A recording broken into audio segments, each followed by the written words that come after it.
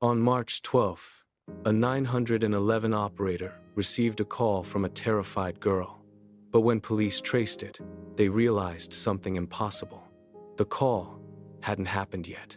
Before we go any further, pay close attention to this story, because every detail matters.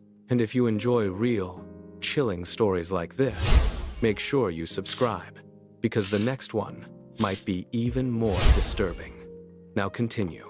It was a cold, quiet night in a small suburban town in Texas. The kind of place where people didn't lock their doors until recently, where neighbors knew each other's names, where crime was something you watched on TV, not something that happened on your street. At exactly 9:17 p.m., inside the county's 911 dispatch center, Lisa Grant adjusted her headset and leaned back in her chair. She had been working double shifts all week, and tonight felt like just another routine stretch of silence broken by the occasional minor emergency. A barking dog complaint, a minor traffic collision, nothing unusual.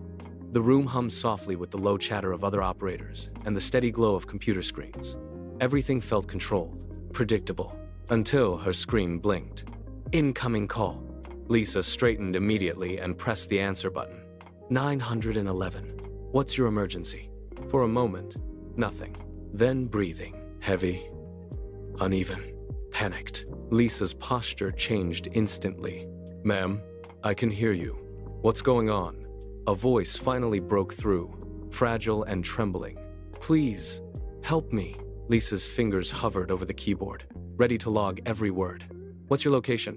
He's in my house. The words were barely audible, like the girl was afraid even to speak. Lisa felt a chill crawl up her spine. Who is in your house? Are you safe? There was a pause, then a faint rustling sound, like fabric brushing against wood. I don't know who he is. I just heard the door. I think he saw me. Lisa's heart began to pound. Listen to me carefully. I need your address right now. The girl inhaled sharply, as if trying not to cry. 217 Willow Creek Lane. Lisa typed it in immediately and signaled for dispatch. Units were already being alerted. Good. Stay on the line with me. Where are you hiding? In the closet. Upstairs. Her voice dropped even lower. I think he's walking around. In the background, a faint sound echoed. A slow creak. Lisa's grip tightened on the desk. Stay completely quiet. Officers are on their way. You're doing great. Another pause. Then the girl whispered, I think he knows I'm here. Lisa leaned forward, her voice urgent but controlled. No, listen to me. You're safe. Just stay where you are. Don't move. A sudden noise. Louder this time. Footsteps. Slow. Measured. Getting closer. Lisa's breathing matched the caller's now. Ma'am, talk to me. What's happening? A whisper. He's coming. The line went dead. Lisa stared at the screen, frozen. Caller disconnected. For a split second, the entire room seemed silent. Then, everything moved at once. She flagged the call as a critical emergency. Units were already en route. The address was real. The threat sounded real. Everything about that call felt real. Police arrived at 217 Willow Creek Lane within minutes. 2 patrol cars pulled up quietly, lights off. Officers approached cautiously, weapons ready. But the moment they reached the front door, something felt off. No noise, no signs of struggle, no broken windows, nothing. One of the officers knocked firmly. Police department, open the door. A few seconds passed. Then the door opened. A young woman stood there, calm, confused. Can I help you? Her name was Emily Carter. She lived alone, and according to her, nothing was wrong. The officers exchanged looks. Ma'am, we received a 911 call from this address. You reported an intruder. Emily blinked, clearly puzzled. I didn't call anyone. Are you sure? Yes. I've been home all evening. Nothing's happened. They stepped inside, scanning the house. Everything was exactly as she said. Quiet, orderly, safe. No signs of forced entry. No one hiding. Nothing. Back at dispatch, Lisa replayed the call. Over and over. The fear in that voice. It couldn't be fake. And when officers asked Emily to listen, the room went cold. Emily's face drained of color. That's me. Same voice, same fear. But she hadn't made the call. Not tonight. Not ever. At first, the explanation seemed simple. A prank, a glitch, a technical error. But when the system logs were checked, everything changed. Because according to the records, the call hadn't happened at 9:17 p.m. It was logged at 3:17 a.m., 6 hours in the future. The room fell silent. No one spoke for a long time, because there was no explanation for that. None. Instead of closing the case, officers made a decision. They would stay, just in case. Something about this situation didn't feel right. If the call was real, then something was going to happen. And if it did, they needed to be ready. Emily was understandably shaken, but she agreed to cooperate.